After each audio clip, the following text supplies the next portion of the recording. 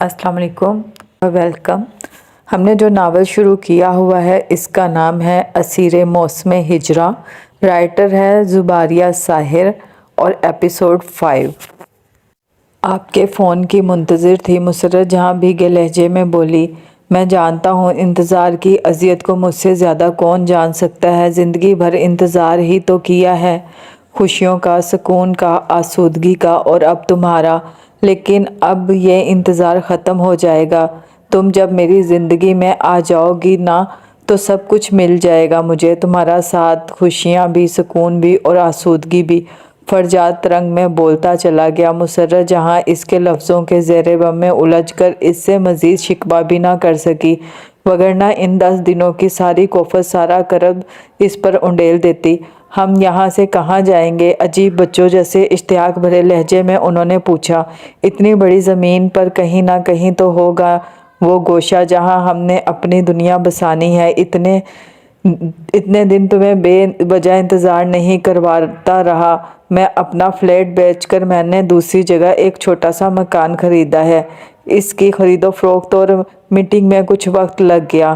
Bank account transfer करवाया है। ज़ाहिरी बात है इतना बड़ा कदम उठाकर हम इस शहर में तो नहीं रह सकेंगे। मुझे तुम्हारे भाइयों का तो कोई खौफ नहीं है, लेकिन तुम्हारा ख्याल है, इसलिए हम यहाँ नहीं रहेंगे। फरजाद ने 10 दिनों के दौरान अपनी मसरूफियत का जवाब मुसर्रत जहाँ के गोश गुजारा। मुसर्रत जहाँ भी कुछ मुतमईन हो गई। इस वक्त 10 बज रहे हैं।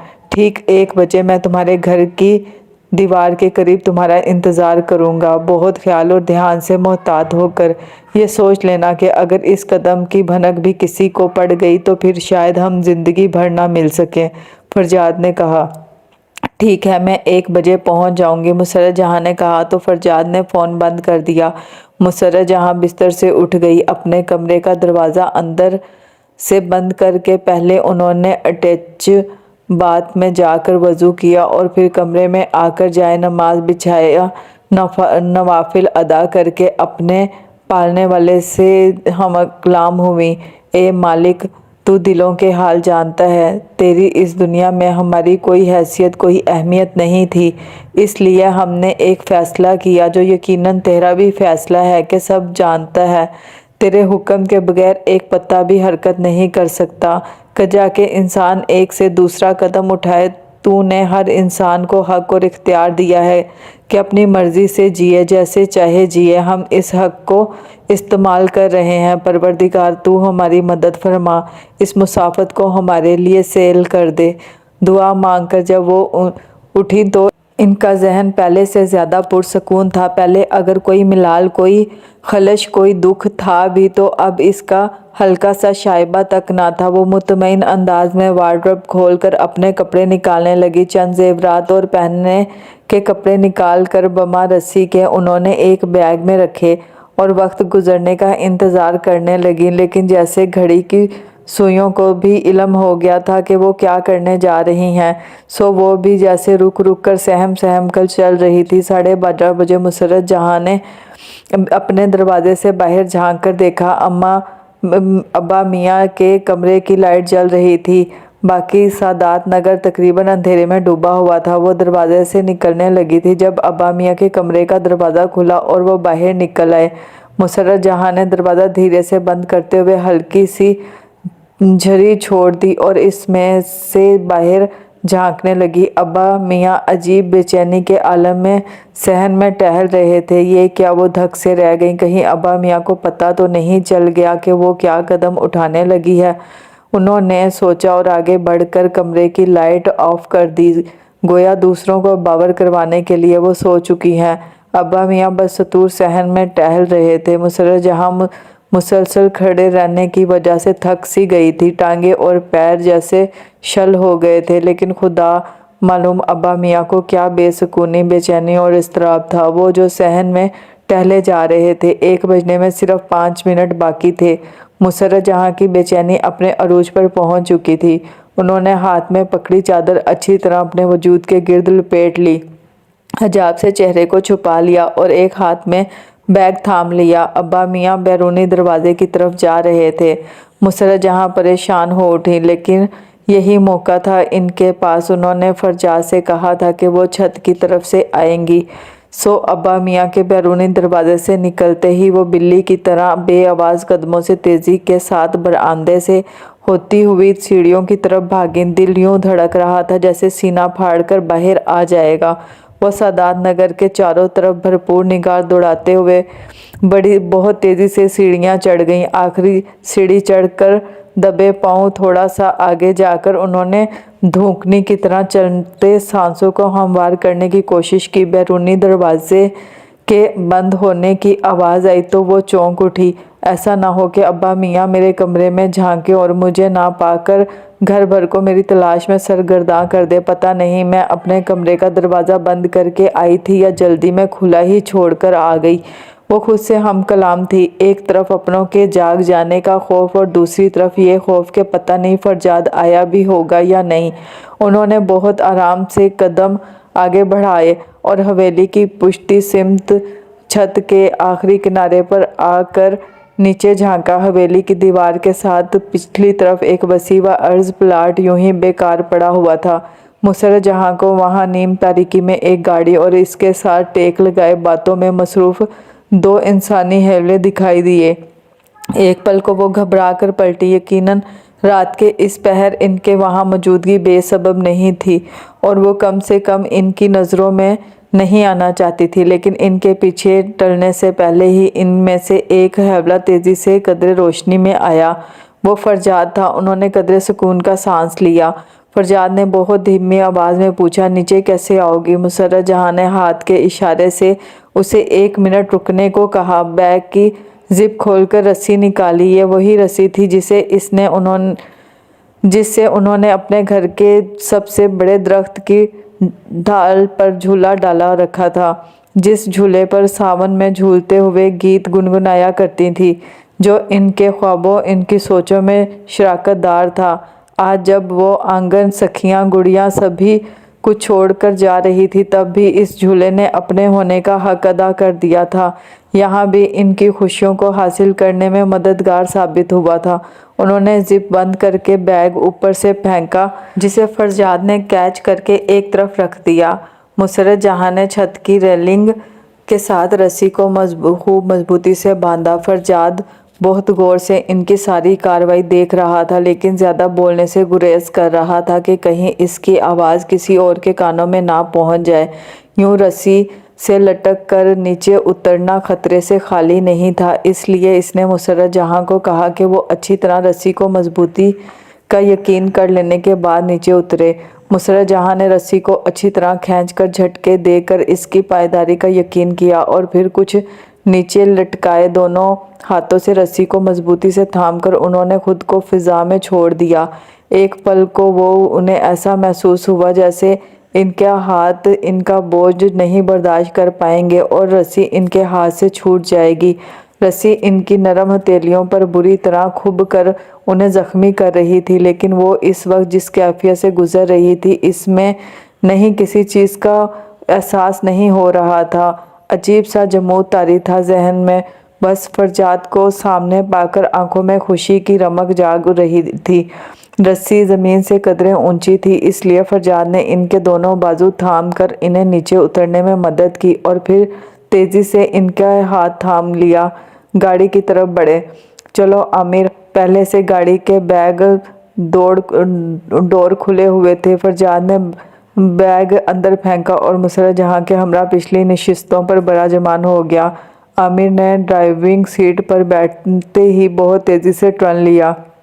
फिर हर गुजरता लम्हा सादात नगर और मुसर्रत जहां के दरमियान अनमिट फासला बढ़ाता चला गया। मुसर्रत जहां ने एक मोहब्बत की आसूदगी की खातिर सबको कुर्बान कर दिया। सादात नगर के दरवाजे अपने लिए बंद कर लिए, खुद अपने हाथों खून के रिश्तों की हर डोर को तोड़ दिया। एक नई दुनिया, एक नया जहां दरियाफ्त करने चल पड़े। शायद एक मोहब्बत कभी कभी बहुत सारी मोहब्बतों पर भारी पड़ जाती है। गाड़ी अंधेरे में गुम हो गई थी, बिल्कुल ऐसे ही जैसे शबीर हुसैन शाह की इज्जत। फवाद जहन में लफ्ज़ तरतीब देते हुए शीना फुप्पो के कमरे में दाखिल हुए तो वो सामने बेड पर नीम दराज कोई डाइजेस्ट पढ़ने में मसरूफ़ थी।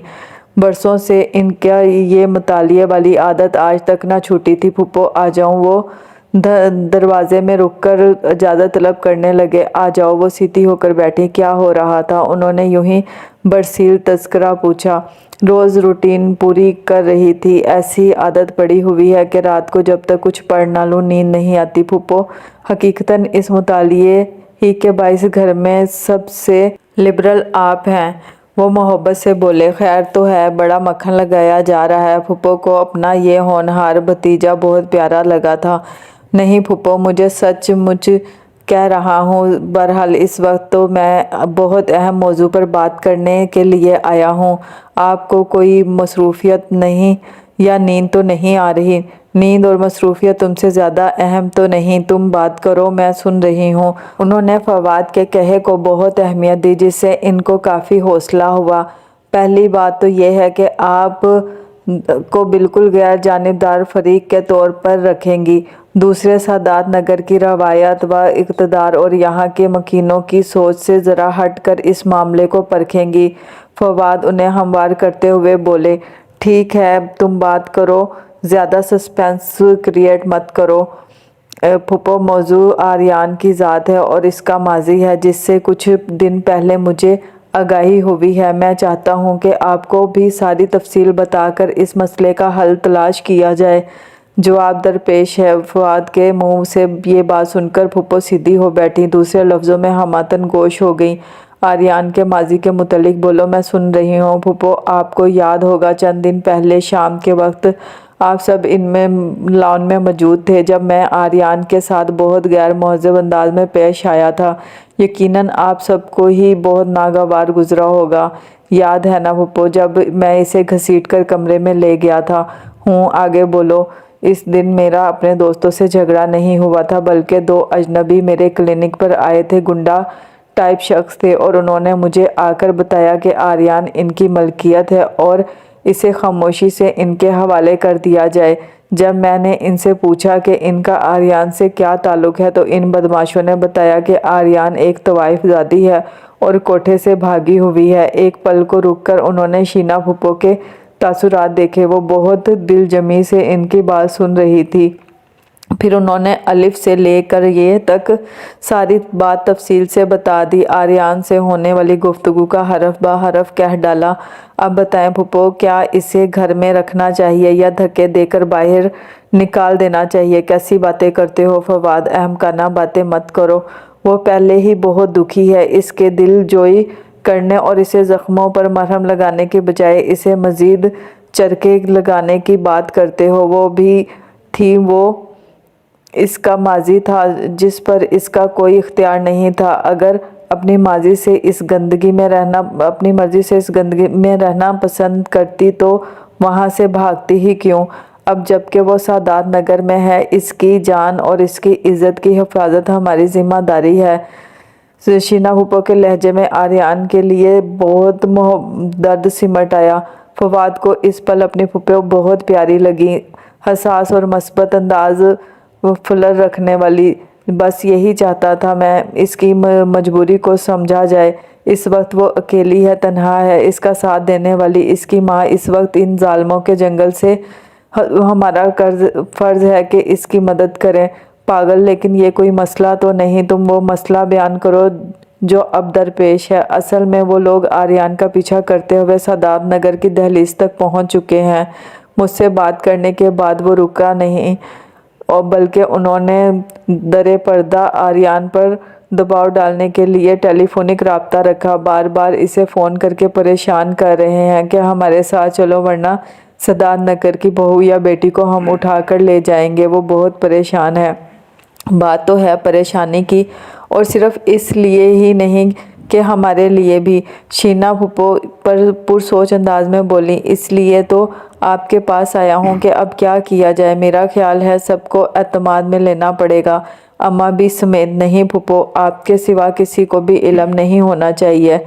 फादी, जो कुछ तुम कह रहे हो वो बिल्कुल नामुमकिन है। घर के अफराद से कोई भी बात ज़्यादा देर छुपी नहीं रह सकती, और ख़ुद सोचो अम्मा भी जो इसे इतना चाहती हैं, जब उन्हें पता चलेगा कि इनसे कुछ छुपाया गया है तो उन्हें कितना अफसोस होगा। मेरा ख्याल है बता देना चाहिए।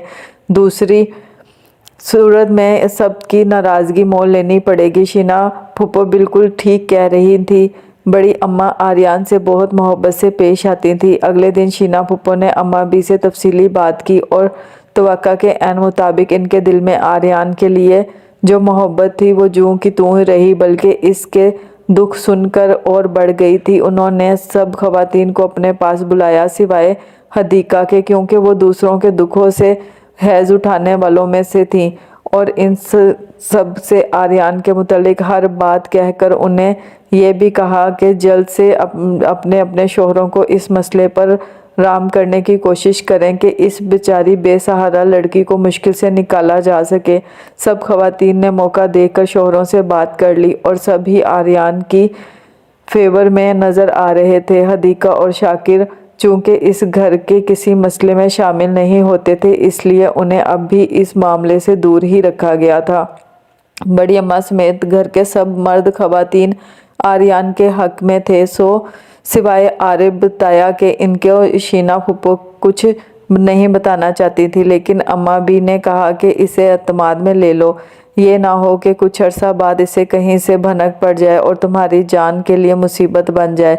पहले ही तुम्हारी ज़िंदगी बहुत तंग है, फिर और ज़्यादा तंग हो जाएगी। सो उन्होंने एक दिन जब आरब ताया का मूड कुछ बेहतर था, जो कि शादो नादर ही होता था, आर्यन की बात छेड़ दी। लेकिन जो शदीद रद्द अमल आरब ताया की तरफ से देखने में आया, शीना फूफो परेशान हो गई।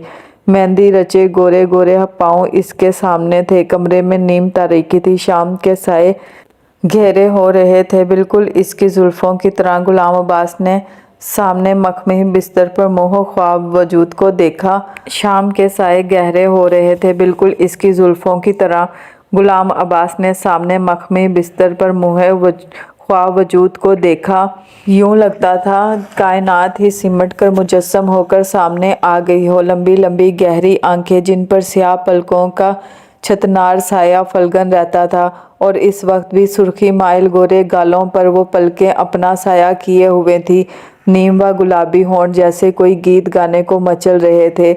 इस घर में बेशुमार कमरे थे, लेकिन गुलाम अब्बास को यही लगता था कि ज़िंदगी बस इसी कमरे में कैद है। जाने क्यों इस कमरे में दाखिल होते ही इसकी सांसें सील हो जाती थी। सीने में सुलगते अरमानों की चिता पर जैसे शबनम की ठंडक उतरने लगती थी। इसने हाथों में पकड़े मोतिये के ढेरों फूलों को एक नज़र देखा, फिर बेकदमों के आगे बढ़कर इसने वो सारे फूल इनके गोरे गोरे पैरों पर ढेर कर दिए, यूं जैसे कोई दासी देवी के चरणों में रख दान कर रहा हो। नरम गदलाए हुए पैरों को शायद नरम नरम फूलों का लिम्स नागवार गुजरा था। वो कुछ खिसमसाए और फिर जैसे सारी कायनात ही मुतहर्रिक हो गई। मोह ख्वाब वजूद एक साया शगन अंगड़ाई लेकर बेदार हो चुका था। स्याह घूर आंखें नींद के खुमार से भूजल हो रही थी। गुलाम अब्बास ने निगाहें चुरा ली। क्या वक्त हुआ होगा गुलाम अब्बास? क्या रोशनियां जल उठी? धीमी सी आवाज़ गुलाम अब्बास के कानों से टकराई। जी बीबी। गुलाम अब्बास का चेहरा झुका हुआ था और निगाहें ज़मीन में गड़ी हुई थी। न जाने क्या बात थी, वो इनकी आंखों में नहीं देख सकता था। पूरे दिन में इसके लिए वो लम्हे बेहद कीमती और मुक़द्दस होते थे जब वो इस कमरे में फूल लेकर आता था। गुलाम अब्बास, तुमसे कितनी बार कहा है हमारे पाँव इस काबिल नहीं जिन पर तुम ये फूल निछावर करो। ऐसा करके तुम इनकी पाकीज़गी को भी मजरूह करते हो और मेरी ज़ात मेरी रूह के ज़ख्मों पर करंट उतरने लगते हैं। पाकीज़गी, पारसाई, पाक दामनी, मोहब्बत, मैं इन लफ्ज़ों से नाआशना हो चुकी हूँ। इन फूलों की नरमी से मेरे ज़ख्मों का मदावा मुमकिन नहीं। दर्द जब लफ्ज़ों में दर आता है तो सुनने वाले की समात को भी ज़ख्मी कर देता है। गुलाम अब्बास ने तड़प कर इसकी तरफ देखा। ऐसा मत कहें बीबी, आप क्या जाने आप क्या हैं। मैंने पहले भी आपसे कहा है कि मुझे मत रोका करें। अपनी ज़िंदगी पर मेरा कोई इख्तियार नहीं। मैंने कभी इख्तियार की तमन्ना भी नहीं की। इस चंद लम्हे, सिर्फ चंद लम्हे मुझे अता कर दें। गुलाम अब्बास किसी से कुछ नहीं मांगता, نہ ہی آپ سے کسی چیز کا طلبگار ہے، بس ایک خواہش، ایک آرزو، اس کو پورا کرنے دیں۔ غلام عباس کی آنکھیں اب بھی جھکی ہوئی تھی، چاندنی کی آنکھیں اس کے چہرے پر ٹک گئیں۔ حسن جس جگہ چہروں کی پہچان مشکل ہو جائے کون کیا ہے، کیسا ہے، سمجھ ہی نہ پائے، وہاں ایسا بے ریا شخص کیا جی پائے گا۔ آج ایک بات پوچھیں غلام عباس، کیا بتاؤ گے؟ پوچھیں بی بی جی، تم روزانہ میرے لیے پھول کیوں لے کر آتے ہو؟ پتہ نہیں کیا بات ہے بی بی، لیکن آپ کو آواز دے کر جگانا مجھے اچھا نہیں لگتا، اور چھونا اس لیے نہیں کہ میں خود کو اس قابل نہیں سمجھتا، آپ کی پاکیزگی مانع ہوتی ہے، اس لیے آپ کو جگانے کا مجھے یہی طریقہ سمجھ میں آیا۔ غلام عباس کا لہجہ بہت دھیما تھا، اور چاندنی جیسے اس کی محبت کے اس انداز پر کانپ اٹھی تھی۔ اس کا زخم وجود بھلا محبت کے اس انداز کا کہاں محتمل ہو سکتا تھا؟ اس کی پلکیں لرزنے لگی، گرم گرم آنسو اس کی آنکھوں کے کنارے پر تھڑکنے لگے۔ اپنے پھیلے ہوئے گھمبر بالوں کو سمیٹ کر اس نے جوڑے کی شکل دی اور بہت خاموشی سے اٹھ کھڑی ہوئی۔ غلام عباس کچھ دیر تو اس کے بولنے کے انتظار میں کھڑا رہا، اور جب وہ کچھ نہ بولی تو وہ بھی خاموشی سے کمرے سے نکل گیا۔ سامنے کرسی پر اس کا لباس، گجرے اور دیگر سنگھار کی چیزیں رکھی تھی۔ باہر کا ماحول اپنے آپ میں آنے لگا تھا۔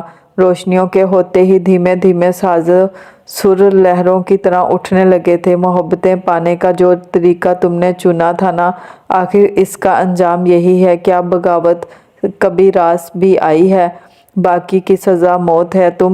تم خود دیکھ لو، ہر گزرتے دن اور رات میں کتنی بار مرتی ہو تم۔ کیا جینا اس کو کہتے ہیں؟ کچھ دھندلے عکس اس کی آنکھوں کے سامنے آ رہے تھے۔ اس کے کچھ اپنے بھی تو تھے جن کو وہ کھو چکی تھی، اور جب کچھ کھو جاتا ہے تو اتنی بڑی کائنات میں اس کو تلاش کرنا کہاں ممکن ہوتا ہے؟ اور اب یہ غلام عباس، یہ ایک بار پھر اس کے رستوں کے کانٹے چننے نکل کھڑا ہوا ہے۔ نہ جانے بغیر کہ وہ کانٹے چن نہیں سکے گا، ہاں محبت کے خارزار میں گھسیٹ کر اسے مزید زخمی ضرور کر دے گا۔ صبح کا وقت تھا، سعادت نگر کی چہل پہل حسب معمول تھی۔ بچے سب ہی اسکول کو جا چکے تھے۔ فواد کو ایمرجنسی ٹیلی فون آیا تھا، وہ بھی کلینک جا چکے تھے۔ انیکا کے پیپرز ہونے والے تھے، اس لیے وہ کالج جانے کی بجائے گھر پر ہی تیاری کر رہی تھی۔ رات گئے تک پڑھنے کی وجہ سے وہ ابھی سوئی ہوئی تھی۔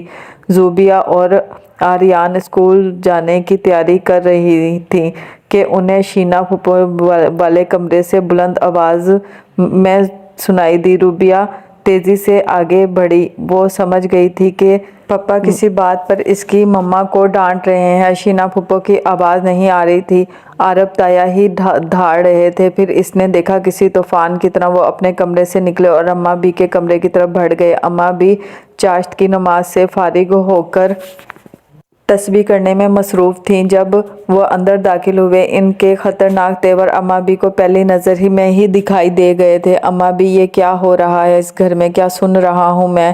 آتے ہی بلا تہمت انہوں نے قدرے سخت لہجے میں اماں بی کو مخاطب کیا۔ عارف بیٹا، سکون سے بیٹھ کر بات کرو، جو بھی کرنی ہے۔ کیا سن لیا تم نے؟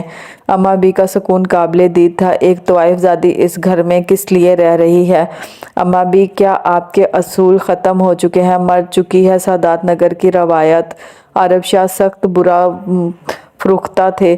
عارف، پہلے اپنے لہجے کو درست کرو کہ کس سے مخاطب ہو۔ یہ مسئلہ اٹھے گا میں جانتی تھی، اسی لیے میں نے سب کو بلایا ہے۔ اگر انتظار کر سکتے ہو تو چند لمحے انتظار کر لو، ہر بات واضح ہو جائے گی۔ اماں بی انہیں جواب دینے کے بعد دوبارہ اپنی ادھوری تسبیح کی طرف متوجہ ہو گئیں۔ عارف شاہ دیکھ و تاب کھا رہے تھے، لیکن جانے کس مصلحت کے تحت خاموش ہو گئے۔ پھر کچھ ہی دیر میں گھر کے تقریباً تمام فرد اماں بی کے کمرے میں جمع ہو گئے۔ میرا خیال ہے کہ جس کے بارے میں گفتگو ہوتی ہے اسے بھی بلا لیا جائے، اماں بی ٹھہرے ہوئے لہجے میں بولی، اور شینا پھپھو جا کر آریان کو اپنے ہمراہ لے آئیں۔ آریان کو اماں بی نے اپنے قریب بٹھا لیا اور طائرانہ نظر کمرے میں موجود افراد پر ڈالی۔ سبھی خاموش اپنی اپنی جگہ اپنی سوچوں میں گم بیٹھے تھے۔ میں ایک اہم موضوع پر بات کرنا چاہتی ہوں، لیکن اس سے پہلے یہ جاننا چاہوں گی کہ سعادت نگر کے مکینوں کے لیے میرے کہے کی कितनी अहमियत है। अम्मा भी ये कैसी बातें कर रही हैं, आज भी और आने वाले कल भी इस घर के हर फैसले पर आपकी महर तस्दीक सबत होनी है। अब्बा मियाँ नहीं हैं तो क्या हुआ, हमारे नज़दीक आपका कहा हुआ भी इतना ही मोहतरम और मुतब्बिर है जितना कि इनका था। अज़हर चचा सलीके से बोले। अम्मा भी तमानियत भरे अंदाज में मुस्कुराईं। तो फिर ठीक है, आर्यन बेटी के बारे में पिछले कुछ दिनों के दौरान होने वाले इंकशाफात के बारे में आप सब जान चुके ही होंगे।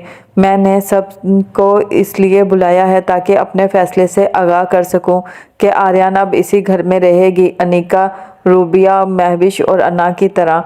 अब मैं किसी को कोई एतराज़ तो नहीं। उन्होंने बात ख़त्म करते हुए अमीक नज़रों से सबके चेहरों के तासुरात देखे, सिवाय आरब शाह के सब नॉर्मल अंदाज में बैठे हुए थे। हमें भला क्या एतराज़ हो सकता है अम्मा भी, जब आपने फ़ैसला कर लिया है तो फिर आपको किसी की राय लेने की ज़रूरत नहीं। बाबर चचा भी अम्मा भी के हमायतियों में शामिल हो गए। तुम्हारा दिमाग ख़राब हो गया है बाबर, एक बेटी के बाप होकर समझ नहीं सकते कि इस अजनबी लड़की को अपने घर में रखें। अजियत के कड़े एहसास ने तड़पा दिया था आर्यन को, लेकिन अफसोस कि वो तो हालात के धारे पर बहता एक बेवज़न वजूद थी। इसके साथ जो सलूक भी करते इसे सहना था। बाबर चचा ने हाथ उठाकर अरब शाह को मज़ीद बोलने से रोक दिया। बस अरब भाई, बस अब आपने कहा कि हमने सुन लिया।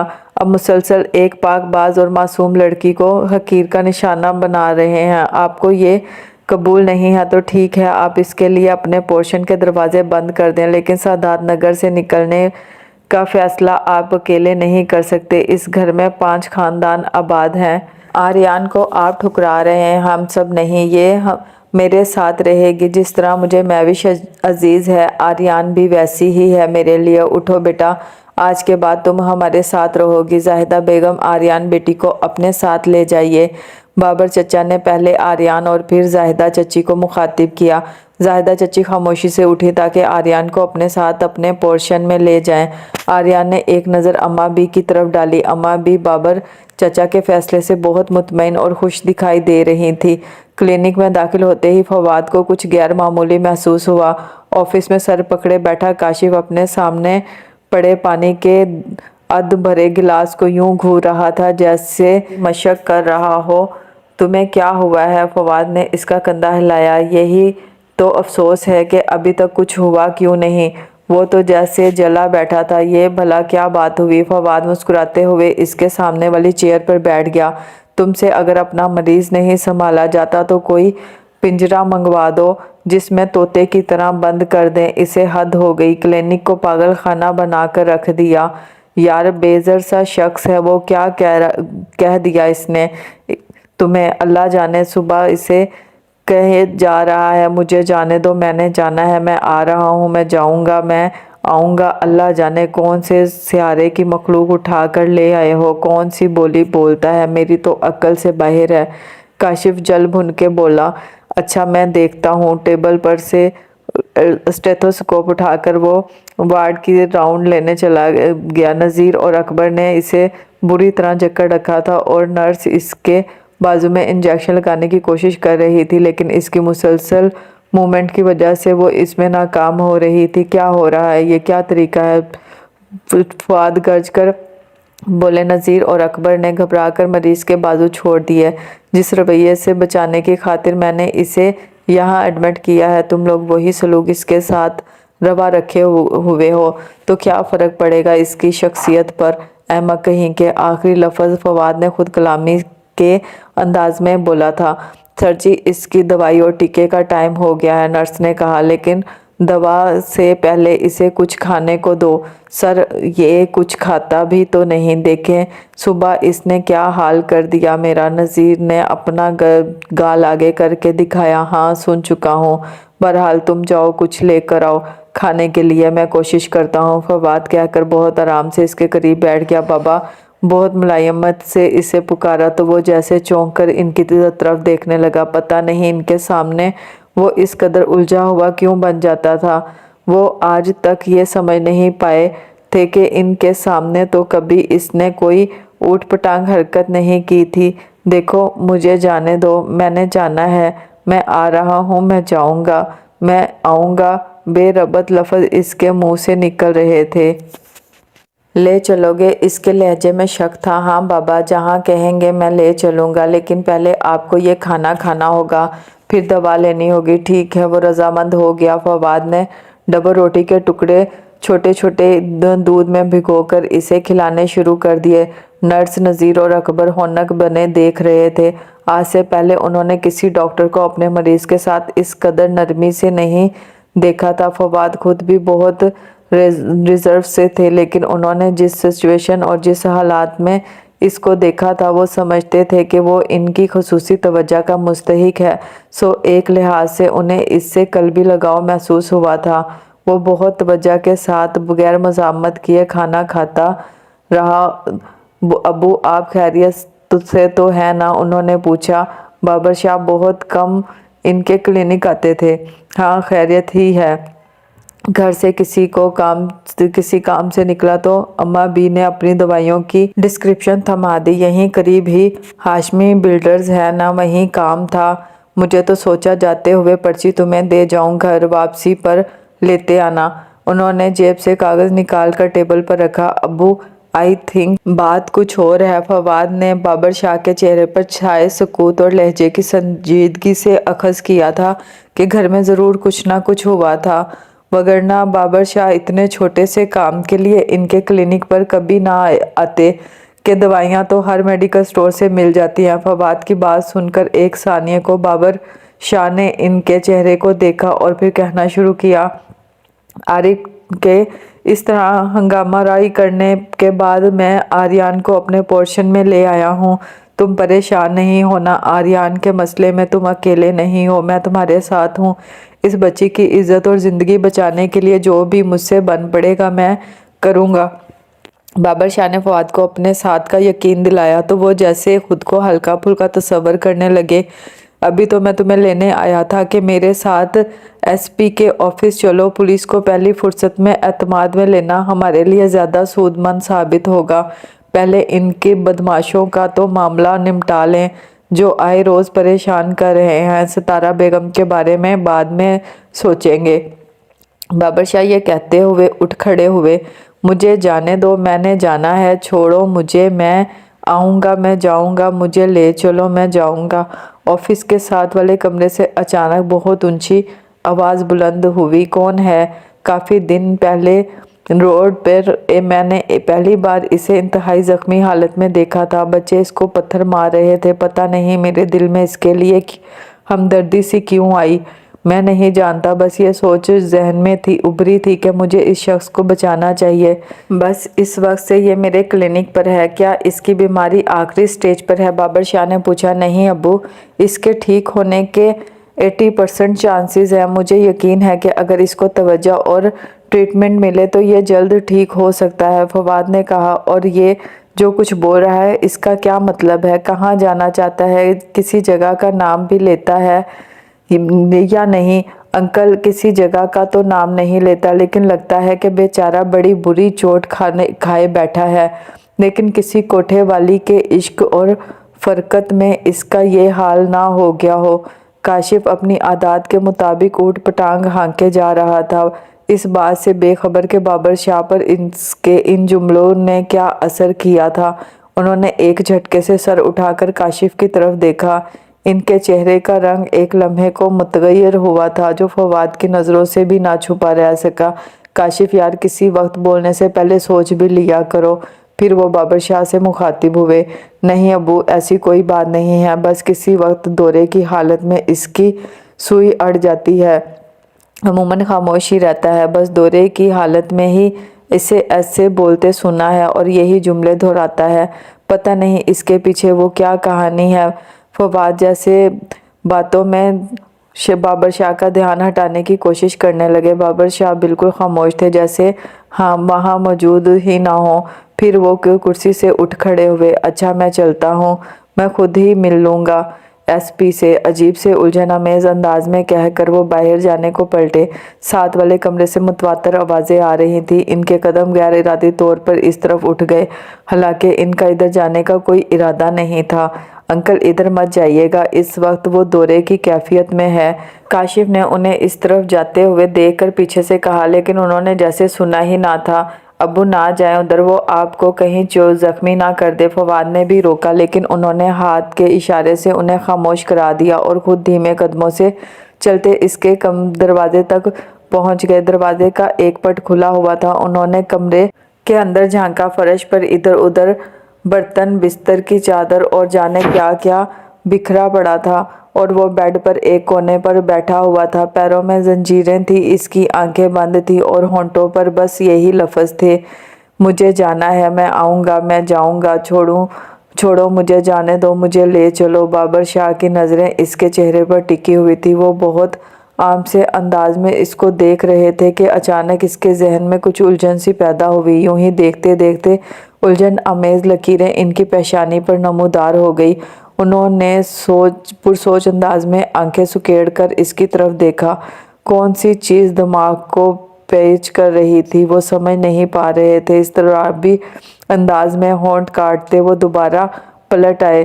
फवाद को अपने अब्बू का ये अंदाज बहुत गैर मामूली लगा। वो बेख्याली में चलते हुए इनके करीब आ गए। इनकी नज़रें तो फवाद के चेहरे पर जमी हुई थी, लेकिन जहन कुछ और सोच रहा था। यकीन से कुछ कह नहीं सकते। बाबर शाह इसी पर नज़रें जमाए रखे हुए के होने के बावजूद उन्हें देख नहीं रहे थे। इनकी बातनी आंखें कहीं और देख रही थी। फादी, तुम इसका बहुत ख्याल रखना, इसे कहीं जाने मत देना। बाबर शाह के मुंह से निकले जुमले गैर मुतवक्का थे। फवाद के जहन में कई सोचों ने बेवक्त सर उभारा। क्या है इस शख्स में कि पहले मैं दांतगी में इसके शहर में गिरफ्तार हो गया और अब अब्बू भी।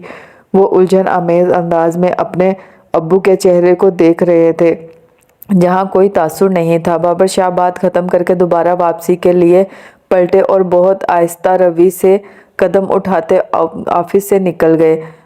काशिफ इनको जाते देख रहा था। इस सारे दौरानिये में वो कभी बाबर शाह को और कभी फवाद को देखता रहा। इनके तासुरात नोट करने की कोशिश करता रहा, लेकिन इसकी समझ में कुछ ना आया। बाबर शाह के जाने के बाद वो भी कंधे उचकाता वार्ड की तरफ चला गया। फवाद अपने अब्बू के बारे में सोचने लगे।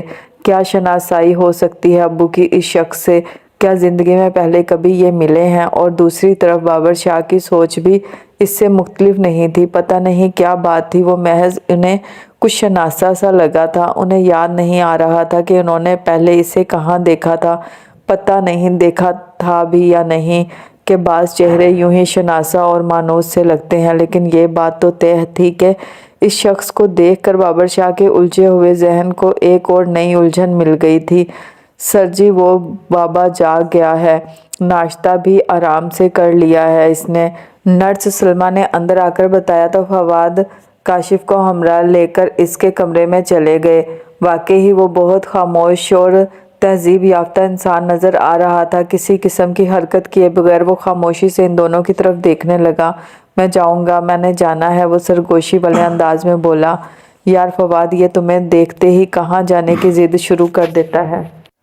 काशिफ बोला, ठीक है बाबा, आपको ले चलूँगा, लेकिन एक शर्त पर, आप शोर नहीं करेंगे। फवाद ने कहा, शोर नहीं करूँगा। वो फवाद को अपनी मोटी मोटी आंखों से घूरता हुआ अपने मखसूस सपाट अंदाज में बोला, हाँ, अगर आपको कोई ऐसी वैसी हरकत ना करें तो आपको ले चलूँगा।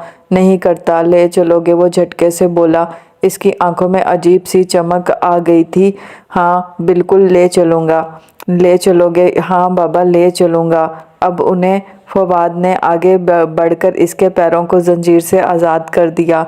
जंजीरों के निशान इसके पैरों पर इस बुरी तरह बने हुए थे जैसे वो इसके पैरों में ही खुब गई हो। चलो, इसने खुशी से कहा। पता नहीं क्यों फवाद को इसका इस तरह मुस्कुराना बहुत अच्छा लगा। बाबर चचा इन्हीं के इंतज़ार में ऑफिस में बैठे हुए थे। उन्हें आते देखकर वो भी उठ खड़े हुए। क्लिनिक से बाहर आकर फवाद ने इसको गाड़ी की पिछली सीट पर बिठाया और काशिफ को इसके हमरा बैठने को कहा। बाबर फ्रंट सीट पर बैठ गए और फवाद ने ड्राइविंग सीट संभाल ली। गाड़ी क्लिनिक से निकलकर मेन रोड पर डाल दी। ابو وہ دونوں تو گرفتار ہو گئے، جن کی وجہ سے پچھلے دنوں کافی ٹینشن رہی، لیکن مکمل طور پر اطمینان والی بات نہیں ہے۔ ابھی آریان کے اصل دعوے داروں کے علم میں جیسے ہی یہ بات آئے گی، وہ وسیع پیمانے پر اس کی بازیابی کی کوشش کریں گے۔ فواد نے کہا، ہاں تم ٹھیک کہہ رہے ہو، یہ مسئلہ فی الوقت ٹل ضرور گیا ہے، لیکن حل نہیں ہوا۔ اسی سلسلے میں آج ایس پی سے ملنا ہے مجھے، آریان کا بیان بھی ہو جائے گا اور اس کی زبانی ستارہ بیگم کے بارے میں معلومات بھی مل جائے گی۔ ایس پی کامران کا چچا زاد بھائی لاہور میں ایس پی کے عہدے پر تعینات ہے، یقیناً اس کی وجہ سے بھی وہ ہماری فیور کرے گا۔ مجھے 100% امید ہے کہ یہ مسئلہ حل ہو جائے گا۔ بابر چچا پرخیال انداز میں بولے تھے۔ وہ دونوں آپس میں گفتگو کر رہے تھے اور کاشف خاموش بیٹھا گاڑی کے شیشے سے باہر جھانک رہا تھا، جبکہ اس کے ساتھ والی سیٹ پر بیٹھا شخص خلاف توقع رویے کا اظہار کر رہا تھا، یعنی شیشے میں سے باہر بھاگتی ہوئی گاڑیوں اور لوگوں کو دیکھ دیکھ کر خوش ہو رہا تھا اور ہنس رہا تھا۔ مارگلا ہلز جانے والی سڑک پر یو ٹرن لیتے ہی وہ قدرے خاموش ہو کر بیٹھ گیا۔ وہاں پہنچ کر گاڑی روک کر فواد نے اس کی طرف دیکھا تو وہ دروازہ کھول دیا۔ آئیں بابا، باہر آ جائیں۔ باہر آؤں؟ وہ جھٹکے سے بولا۔ جی ہاں، فواد نے کہا تو وہ گاڑی سے اتر آیا۔ یار فواد، تم اس کو یوں نارمل لوگوں کی طرح آزاد مت چھوڑو، یہ کسی پل نظر بچا کر بھاگ بھی سکتا ہے۔ کاشف نے کہا، نہیں بھاگے گا۔ تمہیں کس نے کہا ہے کہ اس پر نظر رکھو؟ اتنی جان تو ہوگی کہ اسے بھاگتے دیکھ کر پکڑ لو۔ تم نے کیا مجھے اچھا پہلوان سمجھ رکھا ہے؟ پتہ بھی ہے کہ دوڑنے کی حالت میں 20 آدمیوں جتنی طاقت آ جاتی ہے، اس میں میں ننھی سی جان اکیلا کہاں اسے قابو میں کر سکوں گا۔ کاشف کا کہنا بھی درست ہی تھا۔ اس کا تجزیہ چند دن پہلے انہیں ہو چکا تھا۔ وہ باری باری ان دونوں کی طرف دیکھ رہا تھا، لیکن سمجھ نہیں پا رہا تھا کہ وہ کیا کہہ رہے ہیں۔ میں جاؤں گا، مجھے جانا ہے، چلو چلو۔ او اب موصوف اور کہیں جانے کو پر تول رہے ہیں۔ تمہاری اس فیاضی کو بھی موصوف کے دماغ پر کوئی اثر نہ ہوا۔ فیاض ایک لفظ کچھ جانا پہچانا سا تھا۔ اس نے چونک کر دیکھا اور پھر دیکھتے ہی دیکھتے شدید غصے سے اس کے چہرے کا رنگ سرخ ہو گیا۔ وہ کسی شعلے کی طرح بھڑک اٹھا۔ فیاض، فیاض! اس نے کاشف کو گریباں سے پکڑ لیا اور تقریباً جھنجھوڑتے ہوئے بولا، ہاں چھوڑو فیاض، فیاض! وہ بری طرح کاشف سے چمٹا ہوا تھا۔ کاشف بے چارہ تو اس افتاد سے بکھلا کر رہ گیا، جبکہ فواد اور بابر شاہ بھی حیران پریشان سے اس کی طرف دیکھ رہے تھے۔ شاید ماضی کے کسی خانے میں کوئی یاد کا کوئی وزن کھلا تھا اور کوئی کرن چمکی تھی، لیکن وہ صرف فواد کے لیے تھی۔ خود اس کے دماغ کو تشویش کے جھٹکے سے لگنے لگے تھے۔ فیاض، لے چلو فیاض، چھوڑو، جانا ہے۔ اس پر آہستہ آہستہ دورے کی سی کیفیت طاری ہونے لگی تھی۔ بابر شاہ بہت غور سے اس کو دیکھ رہے تھے۔ فواد اور کاشف دونوں ہی اسے سنبھالنے کی کوشش کرنے لگے۔ اس کے حلق سے چیخیں بلند ہونے لگیں، آنکھیں حلقوں سے ابل کر باہر آ گئی تھیں اور پتلیاں پھیل سی چکی تھیں۔ چہرے اور گردن کی رگیں ابھر آئی تھیں۔ اس کے عضلات عجیب سے تناؤ اور کھچاؤ کا شکار ہو گئے تھے، ہاتھ پاؤں اکڑ گئے تھے۔ وہ پھر بے سدھ ہو کر ان دونوں کے بازوؤں میں ہی ڈھلک گیا۔ وہاں رکنا اب بیکار ہی تھا۔ جس کے لیے وہ یہاں آئے تھے وہ تو وہاں دنیا و مافیا سے بے خبر ہو گیا تھا۔ بمشکل تمام اسے گاڑی کی پچھلی سیٹ پر لٹا کر وہ گاڑی میں بیٹھ گئے۔ فواد سے پہلے بابر شاہ کو گھر پر ڈراپ کیا اور خود کاشف کے ہمراہ کلینک آ گئے۔ ایمرجنسی وارڈ میں اسے خصوصی ٹریٹمنٹ دی جانے لگی۔ تھکے ہوئے پیروں میں اتنی سخت نہیں تھی کہ اس کے باوجود اس کا بوجھ سہار سکتے۔ وہ تقریباً خود کو گھسیٹتے ہوئے کمرے تک لائی تھی۔ راستہ و پراستہ کمرہ، نادر و نایاب قیمتی چیزوں سے سجا اس کا یہ کمرہ۔ اگر کسی کو کہتی کہ اس کمرے میں اس کا دم گھٹتا ہے تو وہ اس کا مذاق اڑاتا۔ اگر وہ کہتی کہ اس کمرے میں رہنے سے بہتر وہ یہ سمجھتی ہے کہ چھوٹی سی جھونپڑی میں رہ لے تو سننے والا اسے بے وقوف گردانتا، لیکن حقیقت یہی تھی۔ اسے یہ آسائشیں نہیں چاہیے تھی، یہ مخملی قالین، نرم و گرم بستر، موہ خواب کے ملبوسات، ان میں سے کوئی چیز اس کے لیے کشش نہیں رکھتی تھی، اس لیے کہ اس سب کے عوض اس کی روح، اس کا وجود رہن تھا، اس کی ذات گروی تھی۔ اور جب آزادی کا احساس ختم ہو جائے تو پنجرہ سونے کا ہو یا चाहे तितलियों का परिंदे के लिए ज़िंदगी से अदम दिलचस्पी, इसीलिए यही बात काफ़ी है कि वो आज़ाद नहीं, कैद है, और कैद भी ऐसी कि इसी पिंजरे के दरो दीवार से सर टकरा टकरा कर एक ना एक दिन इसे मर जाना है। लेकिन आज़ादी का सांस इसे अब नसीब नहीं होना। इसके साथ भी तो कुछ ऐसा ही हुआ था। वो आज़ादी और आज़ादी की ख्वाहिशें सब ही कुछ एक सुहाना ख्वाब थी। इसे लगता था जन्म जन्म से वो इसी पिंजरे में कैद है। भारी भरकम लिबास से निजात पाकर इसने बिल्कुल सादा से कपड़े जेब तन किए। जेवरात के नाम पर जो बोझ उठा रखा था, इससे छुटकारा पाया। चेहरे पर मस्नूई हुस्न के निशानात मिटाए। कितनी तहों के नीचे दब गई थी ये मेरी असल शख्सियत। अब तो आईने में खुद को देखकर पहचान भी नहीं पाती कि ये मैं हूँ या कोई और है। दरवाजे पर खटका हुआ और अगले ही लम्हे गुलाम हुसैन हस्बे मामूल हाथ में चाय का कप लिए खड़ा था। यह महज इसे हमेशा हैरान कर देता था। इसके पल पल की खबर रखता था। आ जाओ गुलाम अब्बास, वहाँ क्यों खड़े हो? आगे आ गया। हाथ में पकड़ा हुआ कप साइड टेबल पर रखकर वापसी के लिए पलटना तो चांदी ने इसे रोक लिया। गुलाम अब्बास, कुछ देर बैठोगे नहीं? बीबी, वो रोंदे हुए फूल इकट्ठे करने में बहुत देर हो जाती है। बाजी जी अंधेरा कर देंगी, सारी रोशनियां बुझा देंगी तो मेरे लिए बहुत दुश्वार हो जाएगा। वो सादगी से बोला कि तुम क्या अंधेरों से डरते हो? गुलाम अब्बास, नहीं बीबी, अंधेरों से क्या डरना। गुलाम अब्बास, इन अंधेरों में ही तो पलकर जवान हुआ है। रोशनियां चुभती हैं आंखों को, लेकिन मैं इन फूलों पर, इन बिखरी हुई पत्तियों पर किसी और के पाँव बर्दाश्त नहीं कर सकता जो आप पर निछावर की जाती हैं।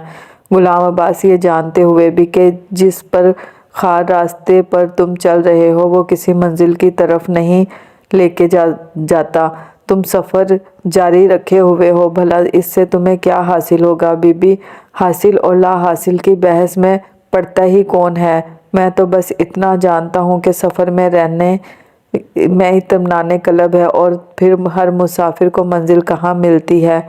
कुछ तो मुसाफत की धूल में ही गुम होकर रह जाते हैं। सो मैंने मंजिल पाने की हौस अपने दिल में पैदा ही नहीं होने दी, मुसाफत को चुन लिया। ये बहुत मुश्किल नहीं है, अकेले ज़िंदगी भर की मुसाफत। चांदनी गुलाम अब्बास की बातों पर गौर करते हुए बोली, अकेला कब हूँ मैं? आप भी तो साथ हैं। रास्ते अलग हैं तो क्या हुआ?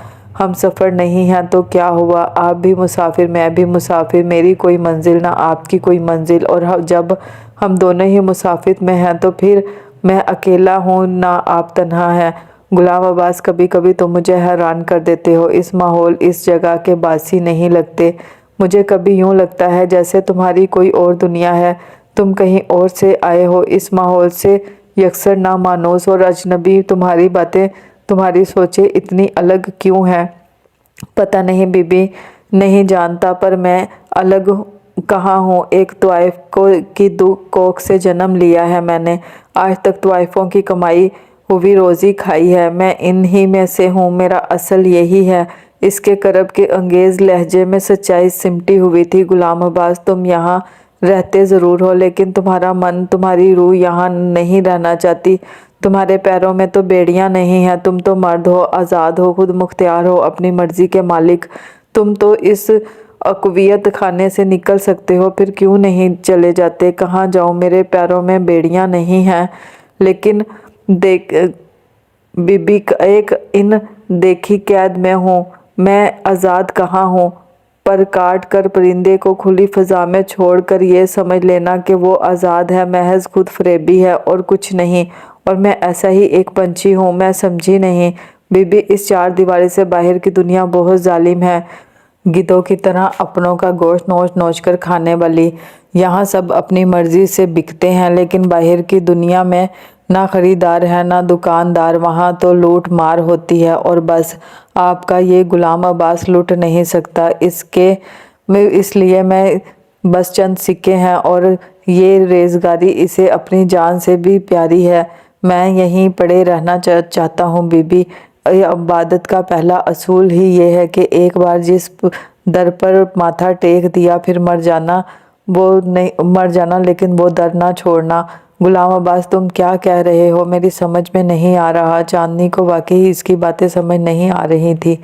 समझ जाएंगी बीबी, आप भी समझ जाएंगी। جس استاد سے میں نے سبق لیا ہے، کبھی تو اس کی نظر کرم آپ پر بھی ہوگی، سب مفہوم واضح ہو جائیں گے، ہر بات سمجھ آ جائے گی، پھر آپ غلام عباس کا انکہا بھی سمجھنے لگیں گی، اور مجھے اسی دن کا انتظار ہے۔ اس انتظار کی مسافت کے اوج جتنے کانٹے میرے پیروں میں چبھیں گے، میرے اندر اور صبر آ جائے گا، وہ کانٹے پھول سمجھ کر میں دامن میں بھرتا رہوں گا۔ غلام عباس بات مکمل کر کے کمرے سے نکل گیا اور چاندنی حیرت کے عالم میں دروازے کے سامنے لگے پردے کو ہلتا دیکھتی رہی۔ رات اپنی ترسیاہی کے ساتھ رخصت ہو چکی تھی۔ ایک پل کے لیے بھی بابر شاہ کی آنکھیں نیند سے آشنا نہیں ہوئی تھی۔ بہت سارے مسائل کسی عفریت کی طرح منہ پھاڑے ان کے سامنے کھڑے تھے۔ فواد کے کلینک میں جس شخص کو انہوں نے آج دیکھا تھا، اس نے انہیں ایک نئی الجھن میں ڈال دیا تھا۔ بار بار ذہن کے جھٹکے کے باوجود اس کا چہرہ ان کی نگاہوں کے سامنے آ جاتا۔ وہ سمجھ نہیں پا رہے تھے کہ بار بار تخلیق کے پردے پر وہ چہرہ انہیں کیوں دکھائی دے رہا ہے۔ اس سے پہلے انہوں نے اسے کہاں دیکھا تھا، انہیں یاد نہیں آ رہا تھا، لیکن اس کے چہرے کی شکست خوردہ نقوش انہیں شناسا سے لگ رہے تھے۔ کوئی سوچ ان کے ذہن میں سوئی کی طرح چبھ رہی تھی۔ اپنے کمرے میں کرسی پر بیٹھے وہ کسی سوچ میں گم تھے کہ اسی وقت زاہدہ بیگم کمرے میں داخل ہوئیں۔ بابر شاہ کے چہرے پر مثبت پریشانی انہوں نے آتے ہی محسوس کر لی تھی۔ انہوں نے ناشتے کے ٹرے ان کے سامنے ٹیبل پر رکھ دی۔ بابر کی نیند سے آری سرخ ہوتی ہوئی آنکھیں زاہدہ بیگم کی طرف اٹھیں۔ تردد اور پریشانی نے جیسے انہیں ایک ہی رات میں بیمار کر کے رکھ دیا تھا۔ زاہدہ ناشتہ نہیں کرنا، فی الحال اسٹرانگ سی چائے کا ایک کپ چاہیے۔ اگر تکلیف نہ ہو تو تکلیف کی کیا بات ہے، ابھی بنائے دیتی ہوں، انہوں نے کہا اور ٹرے اٹھانے لگیں تو وہ بھی اٹھ کھڑے ہوئے۔ آپ کدھر جا رہے ہیں؟ ان کی کیفیت کو سمجھنے کے باوجود زاہدہ چچی نے کسی قسم کے استفسار کے مناسب نہیں سمجھا۔ لان میں جا کر بیٹھتا ہوں، پتہ نہیں کیا بات ہے، کمرے کی فضا میں دم گھٹتا ہے، وہ کہتے ہوئے باہر چلے گئے۔ صبح صبح لان میں بالکل خاموشی تھی، ہلکی ہلکی ہوا چل رہی تھی۔